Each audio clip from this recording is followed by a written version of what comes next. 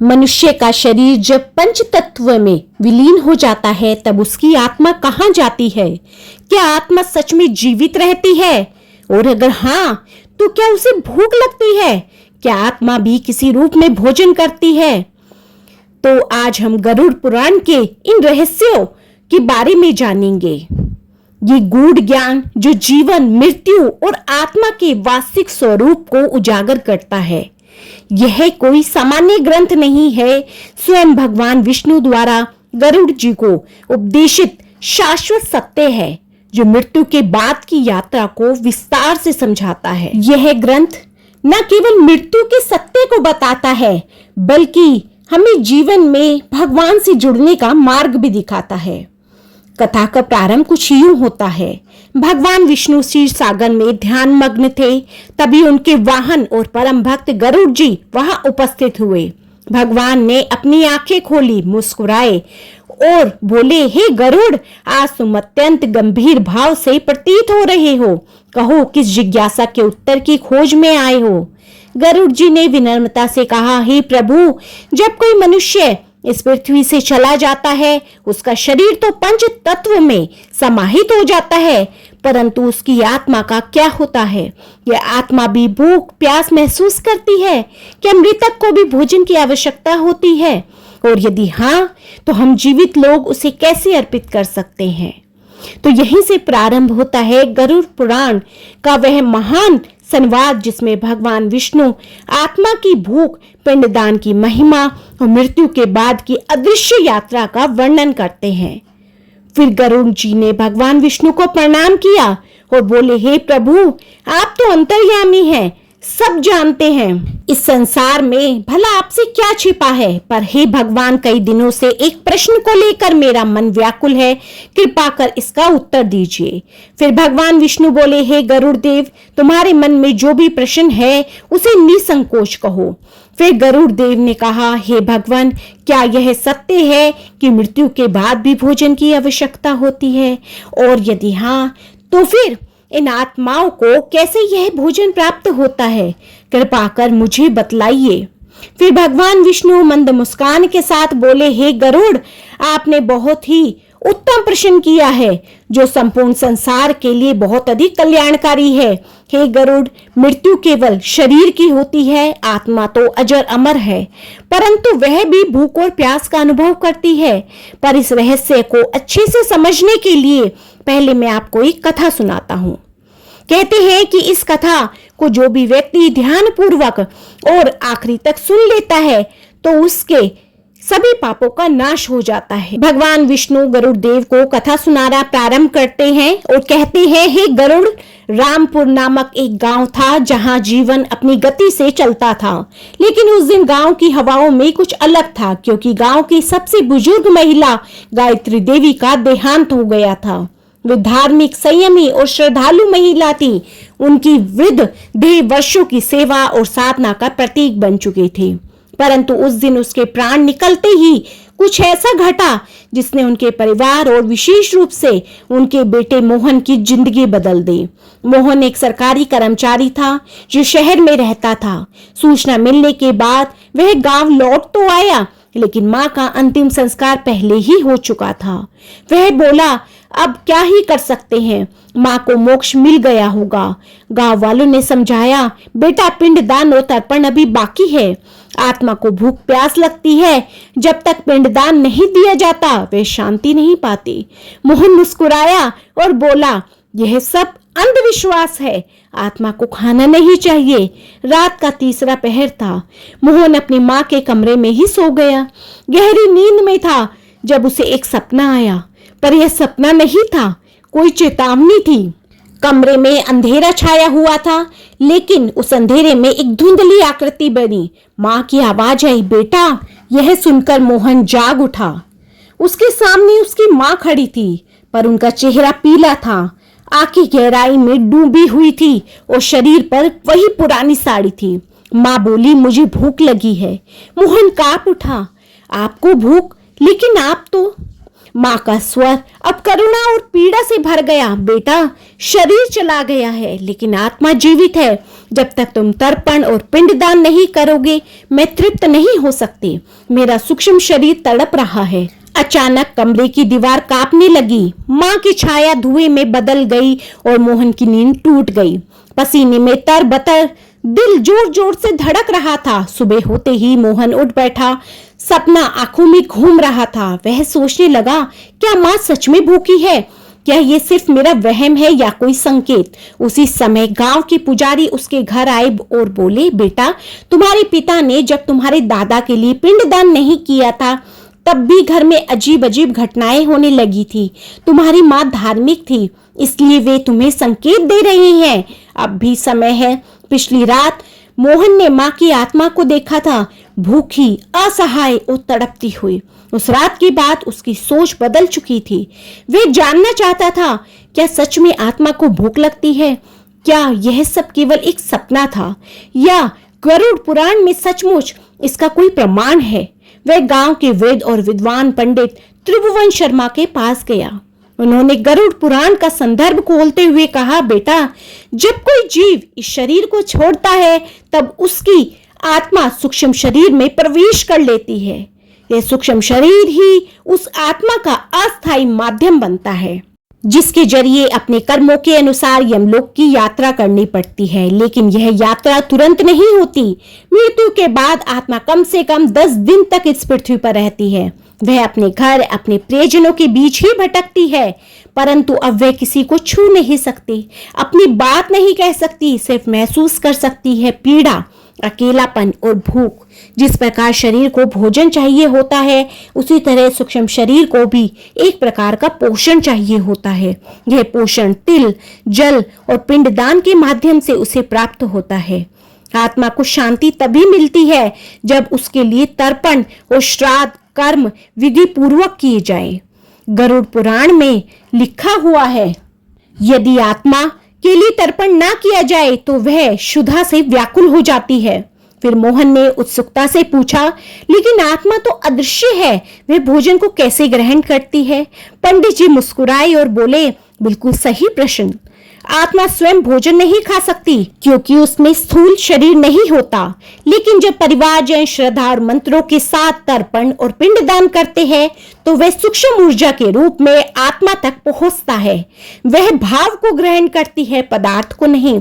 यदि तर्पण श्रद्धा और प्रेम से किया जाता है तो आत्मा तृप्त हो जाती है, लेकिन यदि इसे उपेक्षा से किया जाए तो बिल्कुल आत्मा भूखी रहती है। यह सुनकर मोहन भयभीत हो गया। फिर पंडित जी बोले, जब आत्मा को उसकी भूख का समाधान नहीं मिलता तो वह धीरे धीरे क्रोधित और व्याकुल हो जाती है और कई बार वह घर के सदस्यों को संकेत देती है, जैसे स्वप्न में आना, किसी की तबीयत खराब होना, घर में शांति फैलना, यहाँ तक कि पितृदोष उत्पन्न हो जाना। यह सब आत्मा की असंतुष्टि के लक्षण है। पिंडदान मृत आत्मा के लिए वही है जो किसी यात्री के लिए रास्ते का भोजन है। जब पिंडदान विधि पूर्वक होता है, तिल, कुश, जल और मंत्रों के साथ, तब आत्मा को वह ऊर्जा मिलती है जिससे वह यमलोक की यात्रा पूरी कर पाता है। बिना पिंडदान के आत्मा भटकती है और कई बार प्रेत बन जाती है। 10वें, एकादश, द्वादश दिन किए गए कर्म आत्मा के लिए भोजन और विश्राम का कार्य करते हैं। फिर 1 वर्ष तक प्रतिमाह श्राद्ध और पितृ पक्ष में तर्पण, यह सब मिलकर आत्मा को मोक्ष की दिशा में भेजते हैं। अब मोहन मौन था, लेकिन उसका हृदय संकल्प से भर चुका था। वह बोला, मैं माँ के लिए विधि पूर्वक पिंडदान करूंगा, उन्हें भूख नहीं लगनी चाहिए, यह मेरा पुत्र धर्म है। मोहन अब आत्मा की भूख और उसकी पीड़ा को समझ चुका था। माँ की तड़पती छाया, पंडित त्रिलोचन के शब्द और गरुड़ पुराण की शिक्षाएं, यह सब कुछ उसे एक ही दिशा में ले जा रहे थे। लेकिन अब उसके सामने प्रश्न था, पिंडदान कैसे किया जाए, क्यों किया जाए और उसके पीछे का क्या रहस्य है? पिंडदान क्या है? पंडित त्रिलोचन ने समझाया, पिंड का अर्थ है अन्न का वह गोल आकार जिसमें तिल, जौ, घी, दूध, चावल और जल मिश्रित होते हैं। इसे मंत्रों के साथ मृत आत्मा को अर्पित किया जाता है। यह पिंड आत्मा के सूक्ष्म शरीर के लिए ऊर्जा, भोजन और यात्रा का माध्यम होता है। गरुड़ पुराण में लिखा है, पिंडदान, तीर्थ, जल और अन्न के माध्यम से पितृ सदा तृप्त होते हैं। मृत्यु के बाद के 10 दिन विशेष महत्व रखते हैं।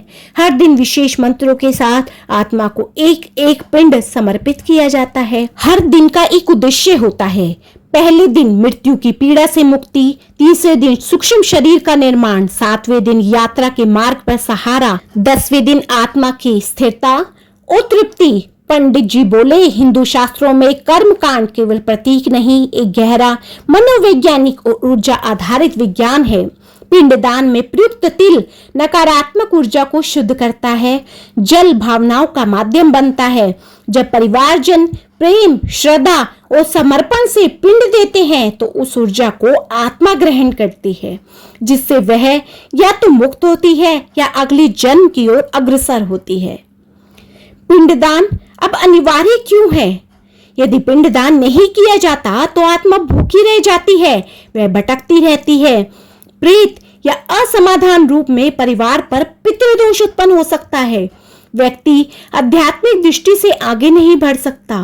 गरुड़ पुराण में चेतावनी दी गई है, जो पिंडदान नहीं करता वह पापी कहलाता है और उसे कभी सुख की प्राप्ति नहीं होती। अब मोहन ने निश्चय किया कि वह मां के लिए संपूर्ण विधि से पिंडदान करेगा। गांव के सभी ब्राह्मणों को बुलाया गया। घर के आंगन में कुश का आसन बिछाया गया।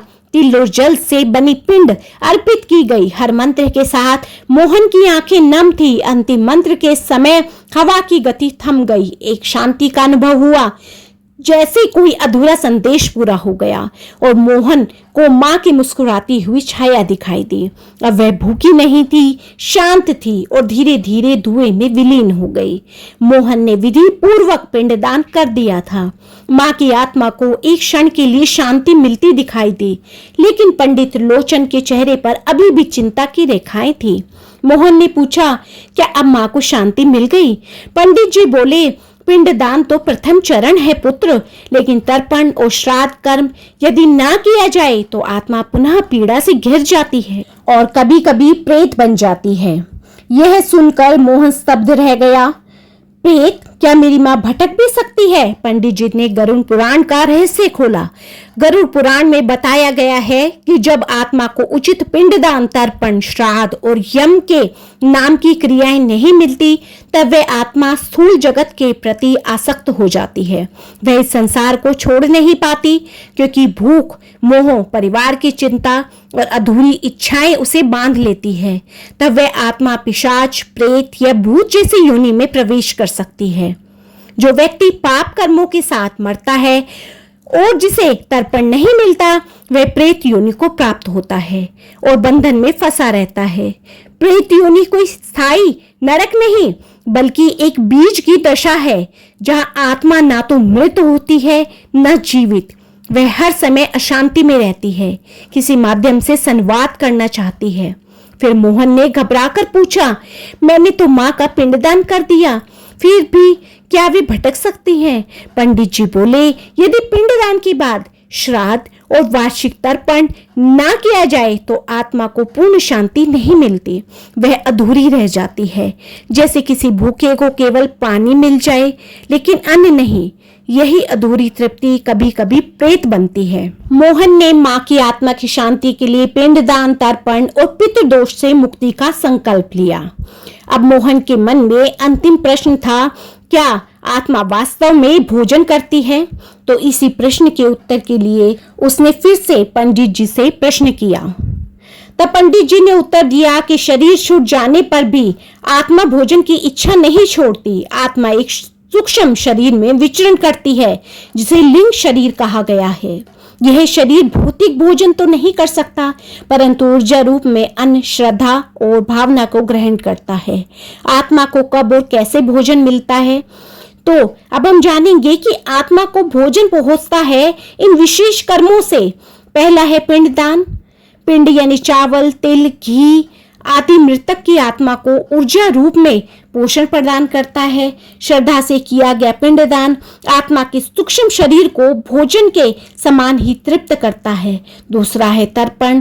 तर्पण में जल, तिल और मंत्रों के साथ पितरों को अर्पण किया जाता है। इससे आत्मा को शांत व तृप्त होने की ऊर्जा तरंगे प्राप्त होती है। और तीसरा है श्राद्ध भोज। ब्राह्मणों को श्रद्धा से भोजन कराने से आत्मा को प्रतीकात्मक रूप से अन्न की प्राप्ति होती है। यह भोजन आत्मा के लिए मानसिक संतोष और पुण्य ऊर्जा बन जाता है। गरुड़ पुराण के अनुसार जब किसी व्यक्ति की मृत्यु होती है तो आत्मा शरीर को छोड़ देती है।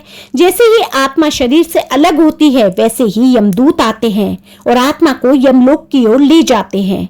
आत्मा का शरीर से बिछड़ना बहुत ही कष्टदायक होता है। जब आत्मा शरीर से अलग होती है तो वह बहुत दुखी होती है।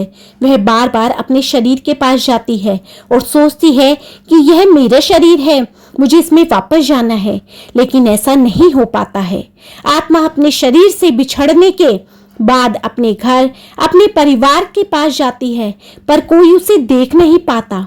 वह रोती है, चिल्लाती है, अपने परिवार वालों से बातें करती है, लेकिन कोई उसकी बातें तक नहीं सुन पाता है। ऐसे में आत्मा को बहुत भूख और प्यास लगती है, लेकिन वह कुछ नहीं खा पाती क्योंकि वह अब सूक्ष्म शरीर में बदल चुकी है। गरुड़ पुराण में यह भी कहा गया है कि जब वह आत्मा को विधि पूर्वक पिंडदान नहीं मिलता तब वह आत्मा भूखी, प्यासी और दुखी रहती है। पिंडदान के द्वारा ही आत्मा की भूख और प्यास शांत होती है। जब घर वाले पिंडदान करते हैं तो आत्मा उसे ग्रहण करती है और संतुष्ट होती है। इसलिए गरुड़ पुराण में पिंडदान को अत्यंत आवश्यक बताया गया है। पिंडदान के बिना आत्मा को शांति नहीं मिलती, वह इधर उधर भटकती है। उसे ना तो जल मिलता है ना अन्न। जो भी व्यक्ति अपने मृत पूर्वजों के लिए पिंडदान करता है वह न केवल अपने पितरों को संतुष्ट करता है बल्कि स्वयं के जीवन में भी सुख और समृद्धि प्राप्त करता है। मनुष्य को अपने पितरों के लिए पिंडदान अवश्य करना चाहिए। तो बोलो जय श्री हरि विष्णु।